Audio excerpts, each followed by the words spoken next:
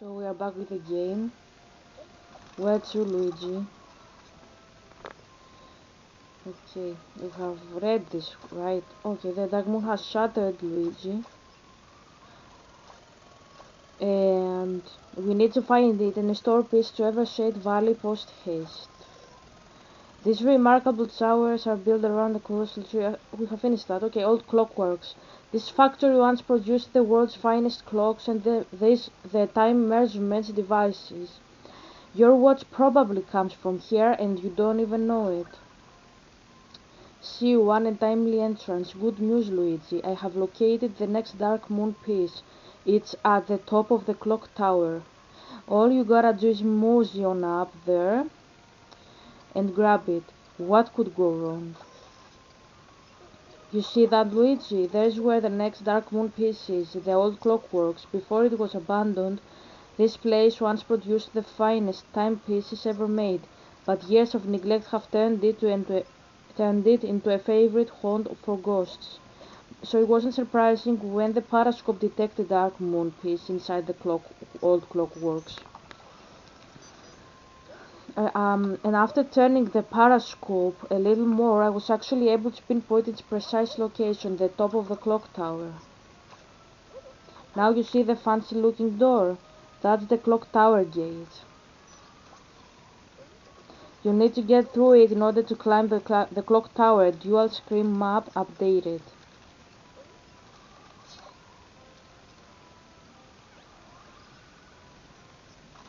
I'm not sure if I will be able to play a lot because I will go to the gym, I will go and swim, but there is a possibility if my video is not very long and if like I don't have like finished my message or anything, I will come back filming, but I will see how it will go, okay? We know where the dark moon piece is this time, so you won't have to stumble around in the dark. Okay. Yep, this will be a snap. Slick as a whistle. I mean, what could possibly go wrong?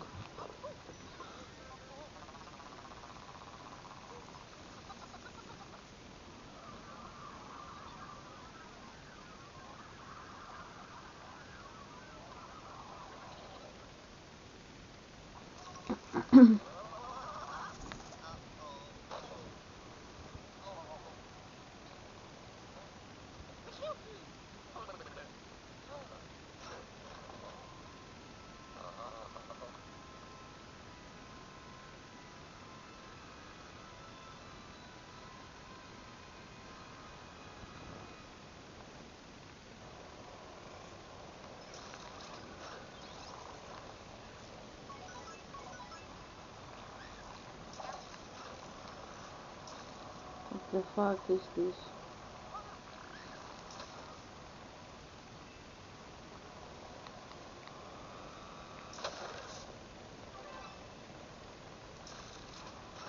Okay.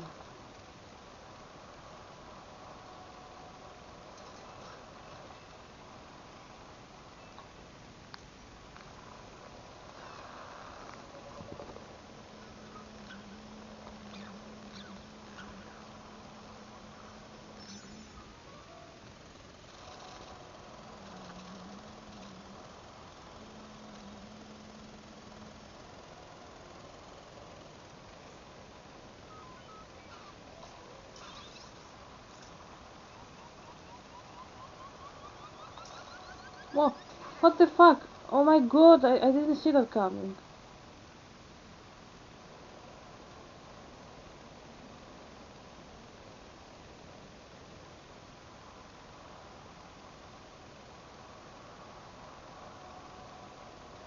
Okay, so I guess we have to go inside the clock.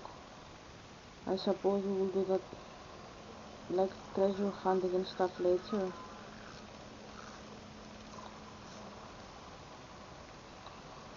Next level or something. The fuck?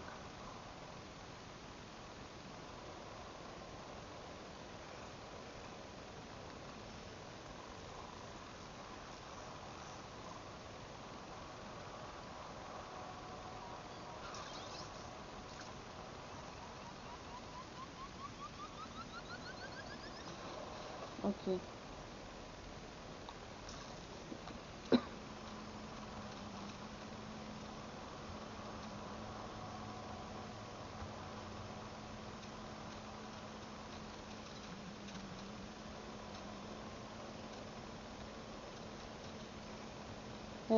So before I know that my father told me to tell you something in this video, and I will do that, no problem. Um, I I can tell you. So I will tell you before that. I will tell my father before that some things before I begin. So Dad, I know that you told me to say some things. I'm not afraid to say them, and you know very well. You asked me. He asked me to say some things if I want to. That means that I'm not like pressure to do this. Like my father never works like this. Um, so you told me to say some things. I'm not afraid at all to speak and say these things, but my problem is that I am very afraid. I have a feeling that Zeus is after me these days. This reminds me of the dream that the reader almost killed me, and that's not a very easy thought for anyone to have. That was the hour that we have here. I don't know what this is, like 1, 2, 3, 4, 4:30, I think 4:30. I don't know because I only know the hour in digital form. We didn't learn in school how to say the other clock, the old one. So I'm always struggling to read it because I learned how to read it by myself when I was a teenager, and it still confuses me because I'm self-taught.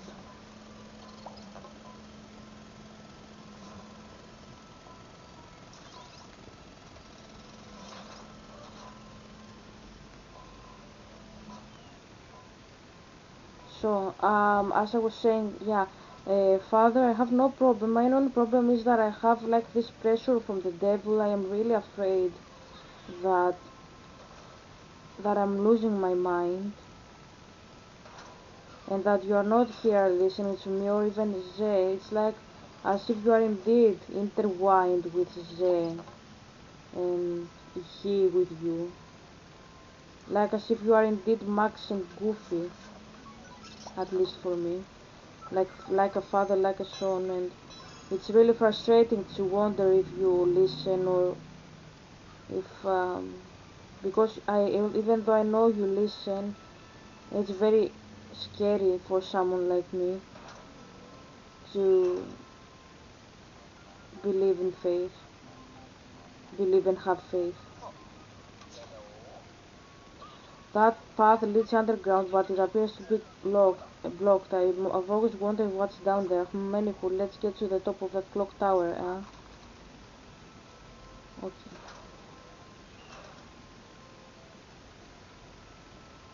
Sorry, it's not this door. We have to open the other door.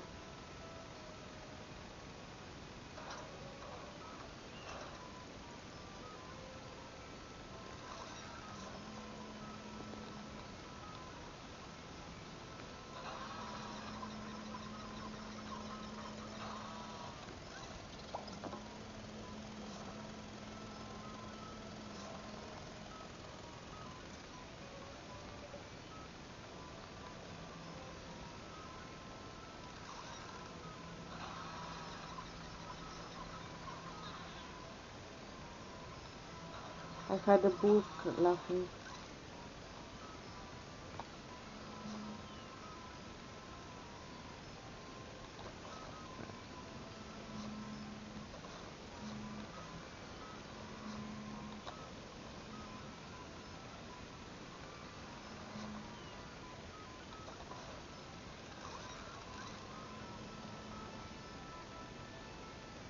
What the fuck am I even doing?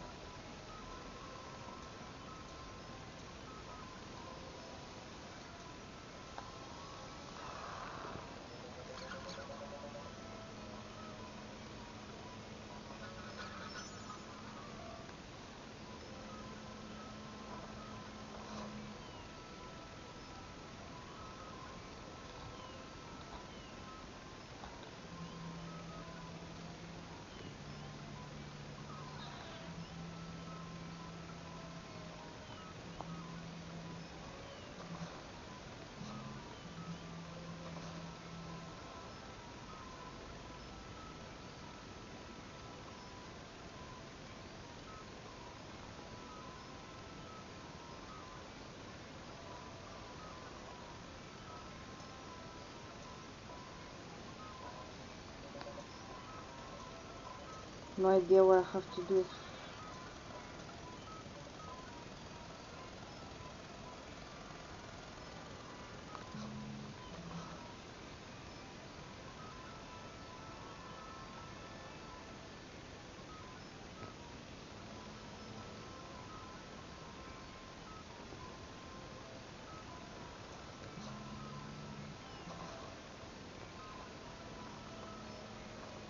Let's start from here.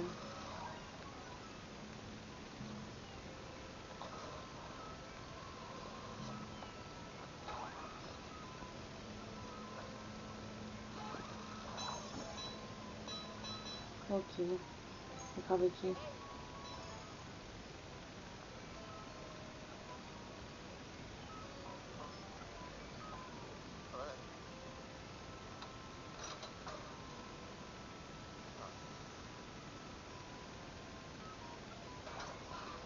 So, so Father, I know that you are listening because obviously we're always talking, but it's hard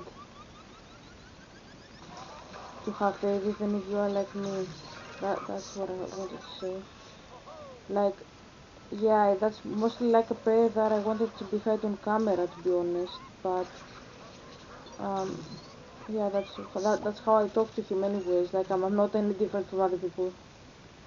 And I just wanted to say that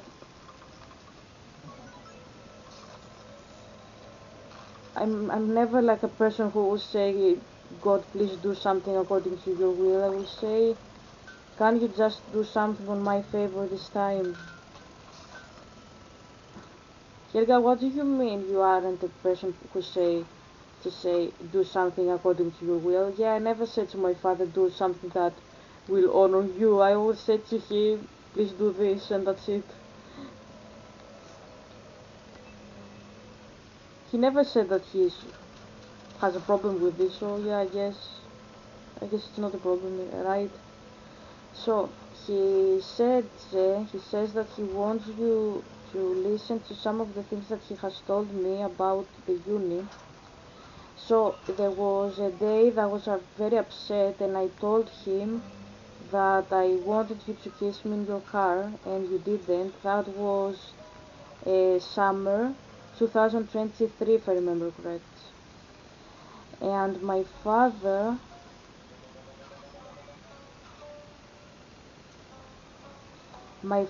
told me that you wanted, but you didn't because you were afraid if I like you back, which I guess is weird. I don't really remember off the top of my head exactly what we discussed. I have a notebook about all this stuff. And then he said,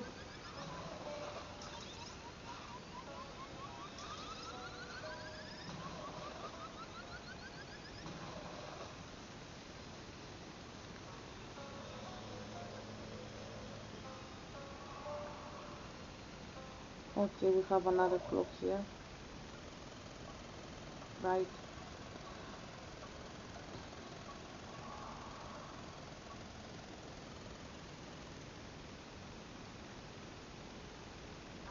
Yep,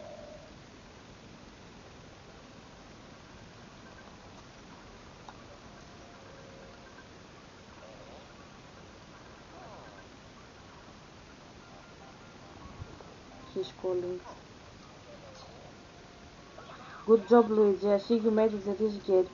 Billowing banshees. The clock hands are missing. Ho ho ho. Those ghosts sure are clever buds. You see, the clock hands operate the clower tile gate. These ghosts figured this out and hid them from us. Incredible. Well, not for us, of course. It's actually pretty terrible.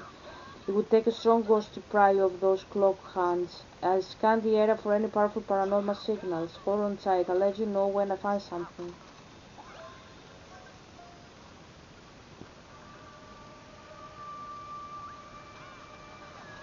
So I don't remember the discussion exactly off the top of my head, but I remember that he said you wanted to kiss me, and he wanted to show me an alternative universe where you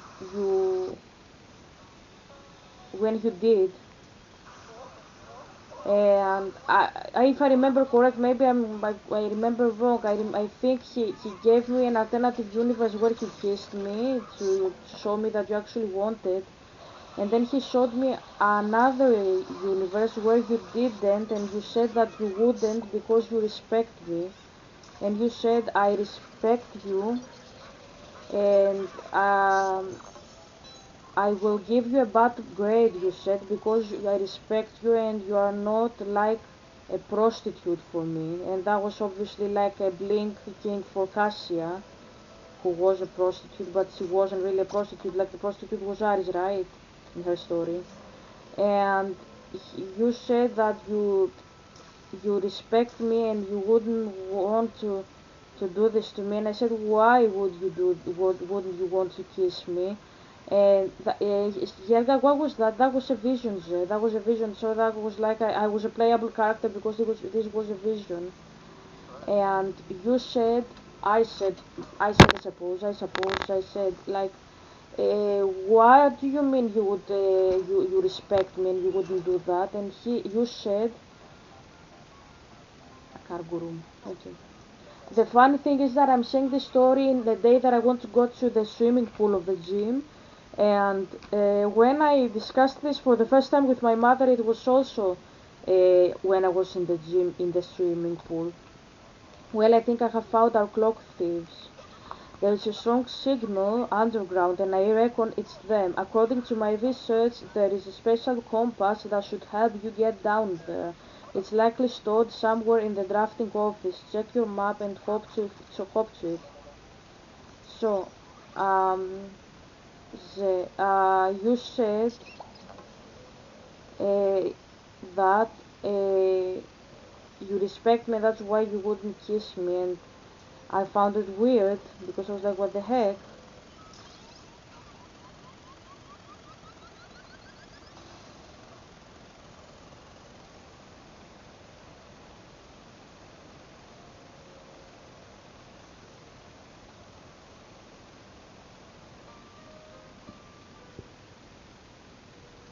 So after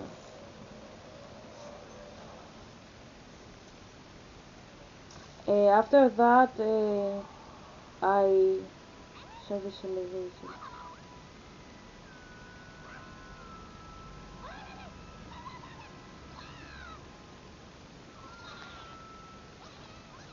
Oh my god.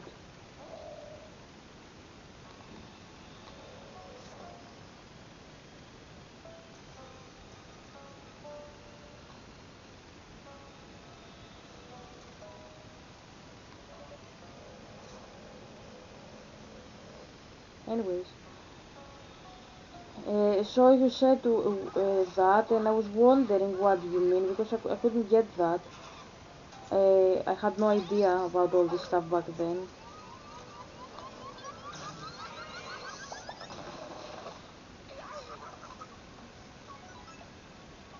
Oh my god, this ghost.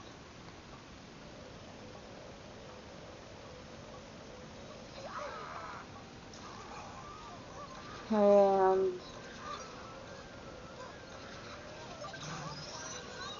I asked you, what do you mean?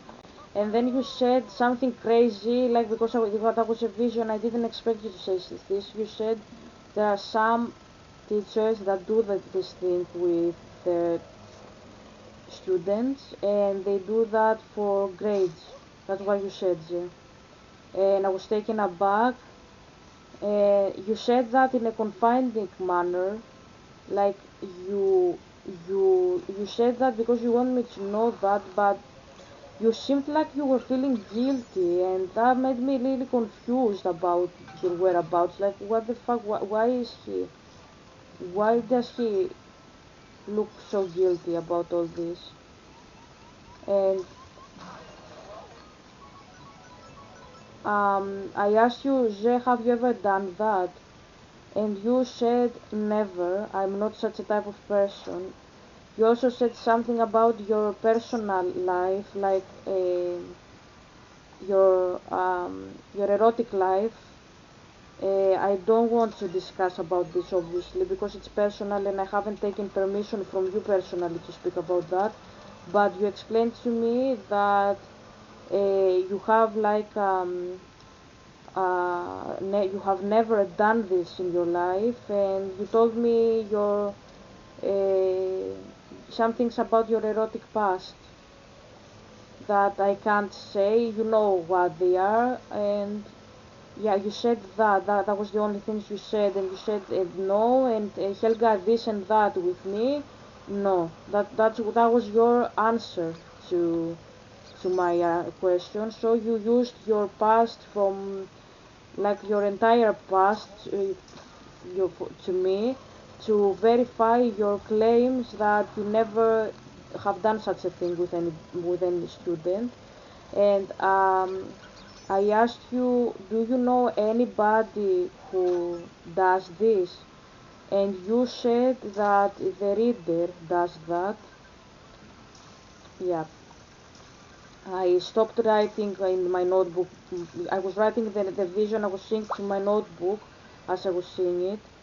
And when you said this, I stopped writing, and I was fucked up. Like, what the fuck was going on? I was saying. So I came back, and I continued asking my father, who obviously replied to me as you. Once more, I asked him, Father Ze, said Ze, but I was obviously talking to my father, as you can imagine.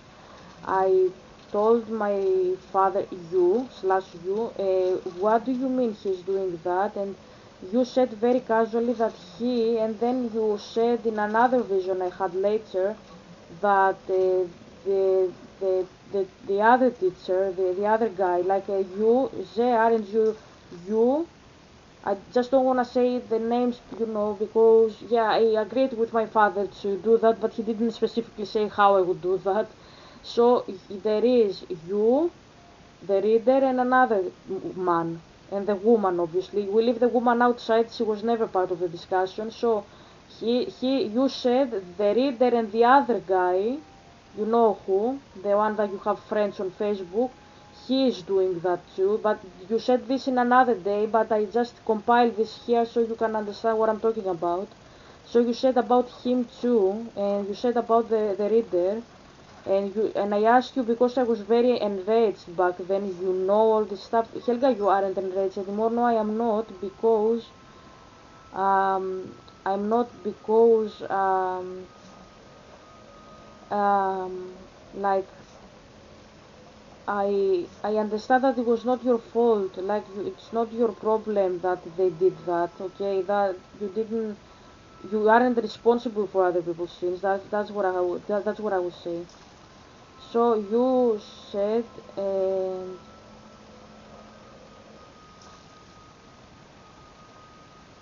okay, I figured out what I have to do. So you said that, and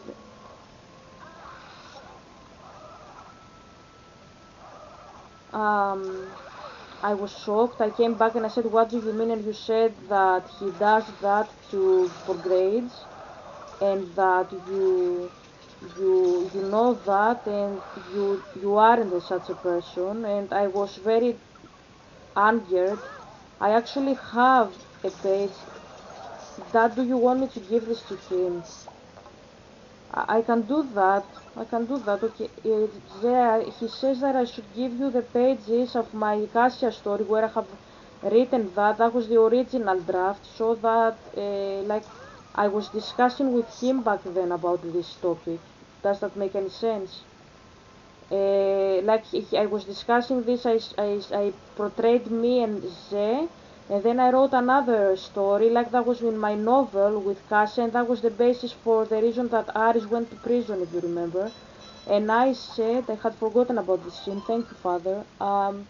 I had said in this scene, as Cassia and Odysseus, exactly the same things that I said as you and me in the scene that I wrote initially, okay? That makes sense. So I wrote like the vision, and then I went and make it a novel scene that it doesn't really exist anymore in the story. It's a draft, that's why I forgot about it, but I can access it. I have the drafts of Cassia's story, and I can give it to you. Okay. What's I got there, son? Oh, that must be a special compass. I'll bring you back so I can take a gander at it. Hold on a sec. So,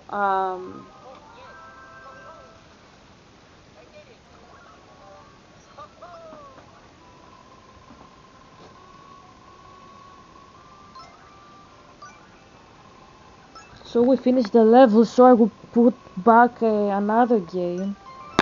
Oops. I pressed it. So I will put another game. I have purchased a new game, so I will put that to play a little bit with you. It's a new game. I will show it to you. I will play for 15 more minutes so I finish about all this crap.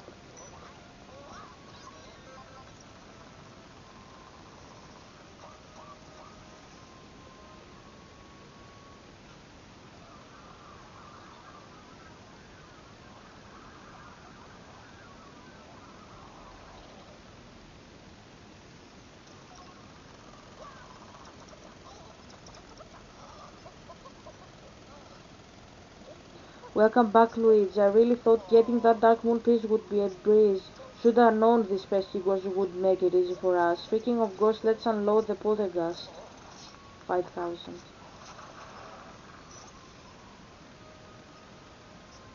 Gem, mass, okay. Okay, we took the upgrade. Okay. When vacuuming up a ghost, you can now charge the power ghost to full capacity before pressing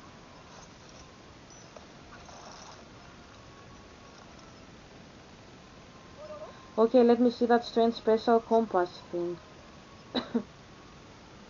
Just give me a moment, I will put the game soon. Well, this is really something else. I'm gonna need some time to examine it. Perhaps you'd like to visit the vault in the meantime. Okay, we finished. Ground expedition, so... Uh, okay, so I'm finishing this game. And I go back to... This is the new Super Luckiest Tale that I'm playing. I haven't played it again because only once, but I really liked it because I'm playing the games for you and I'm playing Odyssey again for myself. So let's play something else as I'm speaking. So you said this and I came back and I told you that this is disgusting and stuff like that, and you said that you aren't part of all this and you kept saying I love you, I love you, I love you, like whenever I said that this is disgusting and that I didn't expect you to know such a thing and still be around with these people. You said that you love me, and then you said you love me more than you love your life and you would die for me, and then you said again that you would give me a bad grade because you seriously love me. Mushrooms are really bouncy. If you jump on them, you can leap really high. It's totally exciting and a little scary. Basically, there is a portal in this gameplay, and you have to get back to normal, something like that. So you said this, and then I asked you, uh, why are you behaving so nervous? Both doors are locked, but with the right number of pages you can unlock anything. You've already unlocked our friendship though, no worries there. So I asked you so why are you so nervous? Because you were very nervous about yourself. Are okay? I went back to the beginning. So okay, no problem. Heavy heads, sky castle. Okay.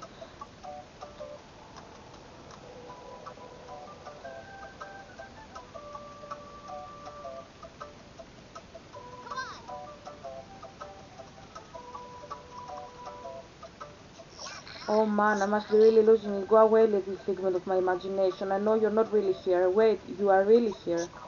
Oh my gosh, you're real. I'm happy right now. Sorry, it's been ages since I had anyone to talk to. Oh man.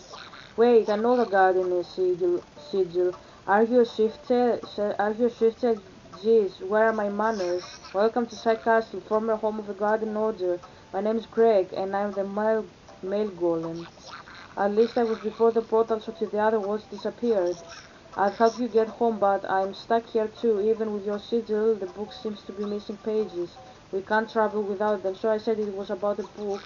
I can play this game formally, Zay. Let's play this level just for fun now to continue speaking, and I can do that. We can also play together if you'd like. You know, if that big gate was open, we would ask the other golems for help. Maybe if you ring the doorbell up there, they'll let us in. It's kinda hard to reach. That tail sweeping that switch over there, it might help you find the path. Okay.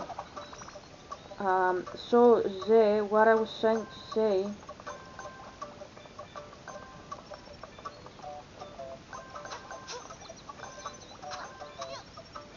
is that, yeah, when you said that, I was disgusted, obviously, and I said, I can't believe you did this. Can't believe you know this. And then I said, why are you so nervous? And then you became very defensive and scared, and you like scared of my reaction. My father says you were scared of my reaction. You said, please, my love, don't do this to me. My father says you are not essentially very upset of what you have done. He says you are upset of um, you are upset about me finding it out and my reaction, and you are still wondering about your reaction, my reaction, my father says, and that's why he told me to do this video so you understand that I'm not mad at you. So you said please don't do this to me, and I started uh, speculating that maybe he has done something to like something bad. Like what the fuck? And I ask you again, Zay, are you sure that you haven't ever done something like that with a student? And you remained like, no, I haven't, no, I haven't, no, I haven't. So you were adamant you haven't done such a thing.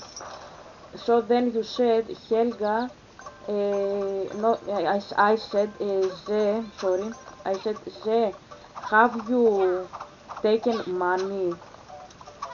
I won't go further into this. And you hit your hands in you hit your head in your okay, you hit your head inside your hands, and you told me perhaps I have given, perhaps I have taken. And I looked at you and I said, I wanna leave your car, I don't wanna have anything to do with you after that. And you cried very much inside the car. You cried very, very much, and you said, I love you so much, I love you so much. You said that so many times, like you were being very vulnerable and very like, I guess you were sweet and cute, and I felt very angered about what was going on. Like I didn't see you as cute.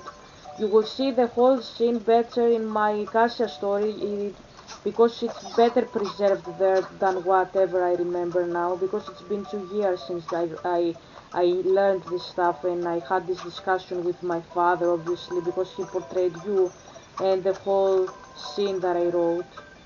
Okay, so we are in a checkpoint. Okay. Master Mittens. The civilian comes to steal the rightful property of Jinx and the kitty litter. Soup, soup, swoosh. Prepare yourself, for you face the wrath of Mittens, master of wait, that sigil, are your guardian. Oh, how I've waited for this day, though I hoped that for someone taller, perhaps you could be my arch nemesis. Every hero needs a rival, and perhaps you will become mine. Ahem. But first, you must prove yourself worthy. I'll be waiting for you in Sky Castle, tiny rival. But for now, I vanish. Okay. So you said that, and hey you, help a head out. That great golem was taking a nap when Sky Castle was attacked. My brothers and I barely had enough time to hide the clover pages we found before that strange cat knocked our heads off. Pick me up and take me back to my body by the bell. We need to wake the great golem if we're gonna stop that fiendish feline. So, Zé, you were crying, and then I saw another vision of you. You were questioned in like interrogation room by me that was a policeman, and you said how much you love me, how much you wanna make love to me. That's what you were saying to me, and you were very upset that I am hurting you. You are hurting me with this stuff you were telling me about them. I asked you, I didn't care about them. Like I know my father wanted me to learn about them, but I cared about you, and I said, how did you dare do this stuff, Zé? How did you dare? And you said, don't do this to me. I love you so much. I love you so much. This is what you said. And my father said right now that you Lucas tried telling me a joke about an unstamped letter once. I never got it though. You continue telling me that you are a good person, and you you have, I guess you have repented about this. I'm not quite sure about that. Like you you regretted your actions, and then you said that you love me very much, so much. This is what you said. I love you so much. Like you were crying as you were saying that. You were hiding your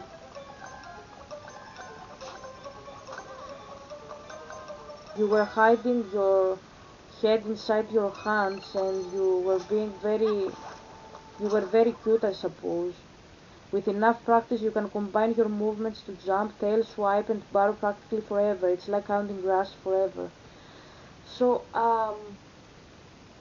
you said that, and then I asked you what you know. You said that you love me and you wanna marry me, and I said that I'm very disgusted that you could ever go stoop so low to do such a thing. Helga, do you still believe this stuff? In a sense, yes, because I love you and I want the best from you, for you and from you, and I don't think this type of thing honors you at all, definitely. But I'm not mad anymore because I'm like, he's human, he made a mistake, it's okay, it's okay. So yeah, other Christians, don't see me like that, I'm not. And then you said, that you can tell me about them because you don't care, you said, I think, and that's what I remember. And you said that the reader does that with students. Um, uh, so yes, like sex. And you said that you know that, but we're going to need some more help. I find out three of us, we can wake him. So you said that you know, but you said that you don't do such a thing. And then you said that many teachers do that. You are just not one of them, and that you haven't ever done that. And I asked you, why are you taking, you were taking money, and you said you just wanted extra money. You said you wanted more money, and that was it. And I told you, you disgust me. I can't believe you would take money like this. And you said you love me again, and my father says don't speak to him like that. My heart. My father calls me my heart a lot of times because my mother is calling me like that, so he's mimicking my mother into this.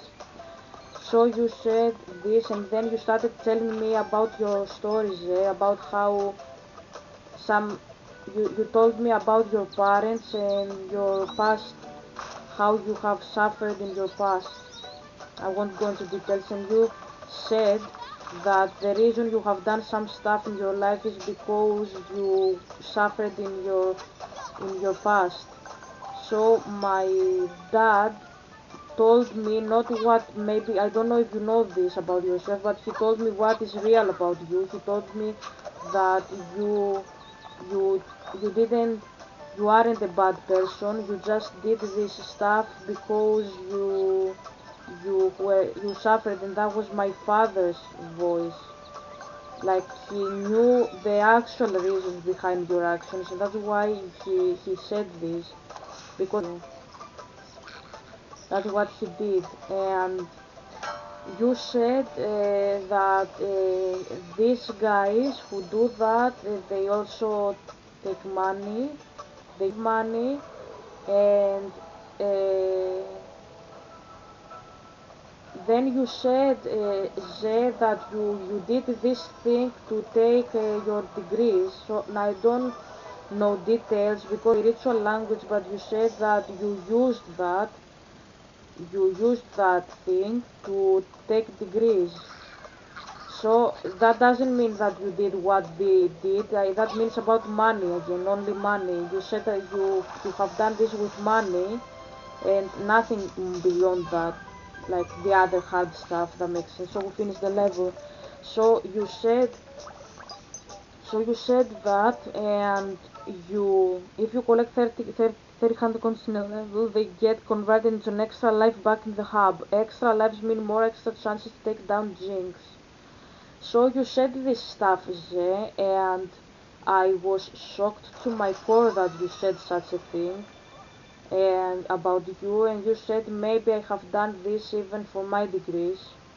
Maybe I have done this even with my students, you said. That's what I said when I said about your students. You told me yourself in the vision this stuff. And that was really, I won't play anymore, but yeah, you, I don't know if I will continue the game, I will see how it goes. So you said that you haven't done that.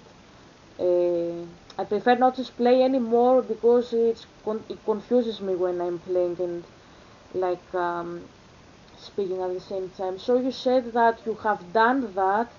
You aren't proud of yourself, but you have done it. But my father says you aren't proud because you think I will think badly of you, and he says he told me this stuff about you, so you can see that I don't mind and that he's not working against you. This is what my father says right now.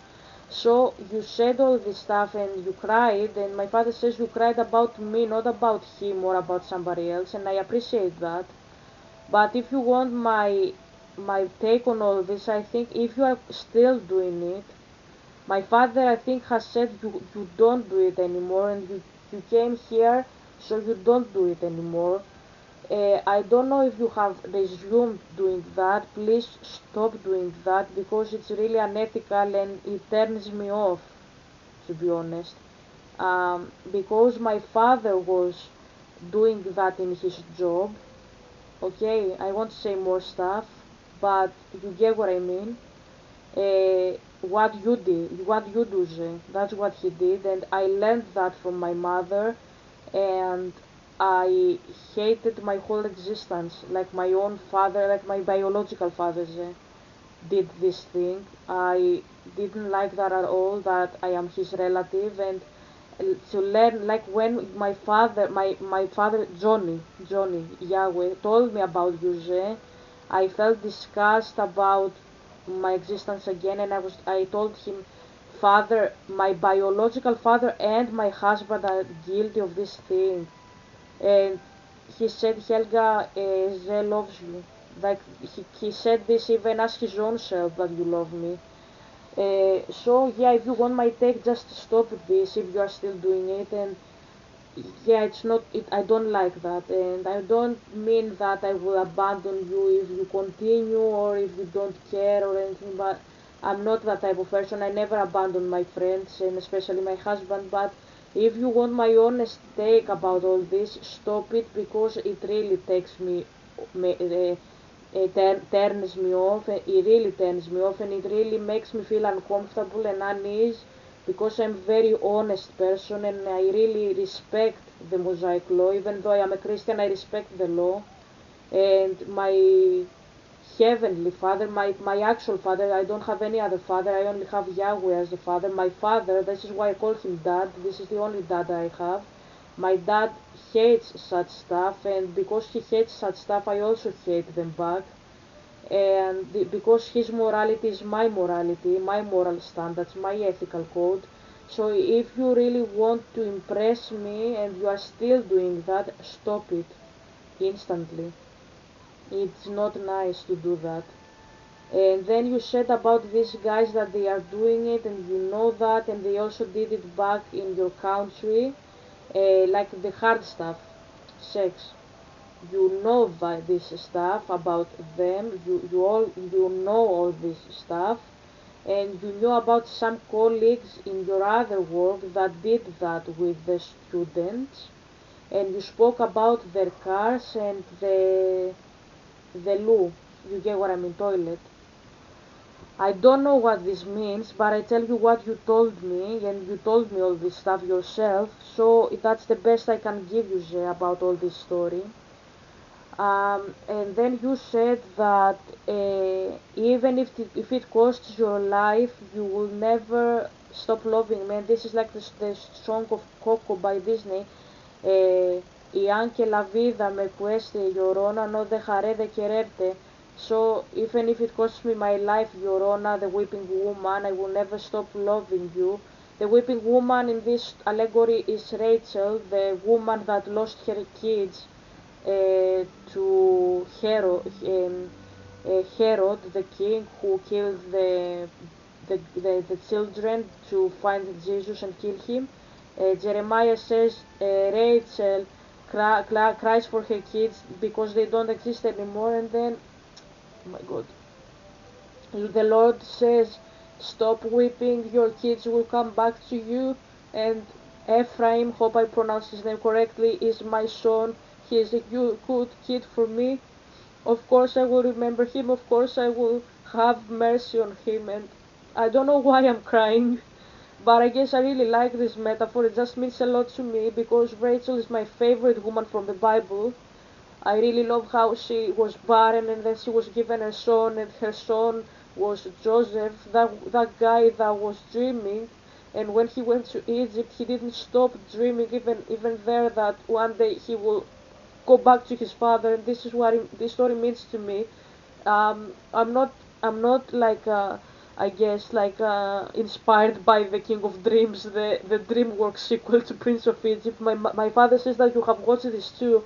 I'm not. I always saw Joseph as a source of inspiration, the guy that was dreaming that all stars would bow to his star. And when he was at his lowest, and he went to Egypt against his force, like I did, like I love stars, and I went to Egypt against my will. He never stopped believing in God, and analyzing dreams, and being like such a strong prophet of Yahweh.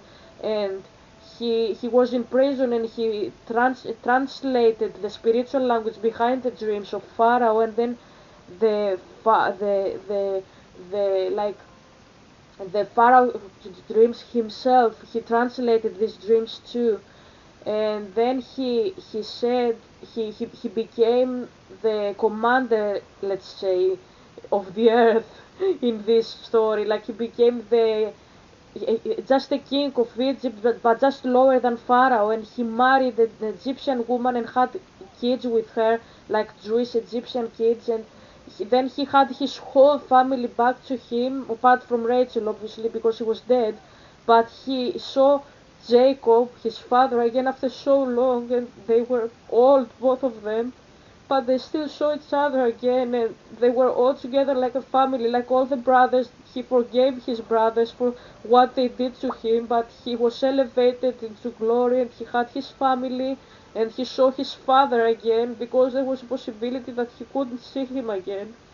What this makes me so teary is that this is how I feel about Yahweh too. Like I lost him, I went to an Egypt that I didn't want to go, and he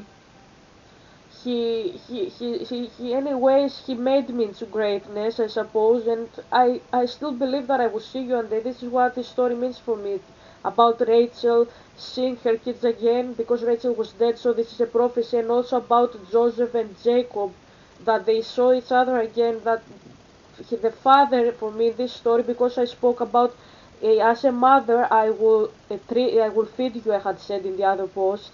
So I continue this metaphor with the family. I see you as the dad that I haven't seen for a long time, that I will see one day again, because this is what the Bible teaches, that you have to believe the impossible. And Joseph gained back his whole family and another family in Egypt, the Egyptian woman that he married. And because I am the Hebrew in the story, you are the Egyptian woman. Anyways, that's all I have to say. I have to go. I really have to go because I have to go to the gym. Hope you like this video and I will see you tomorrow. Bye.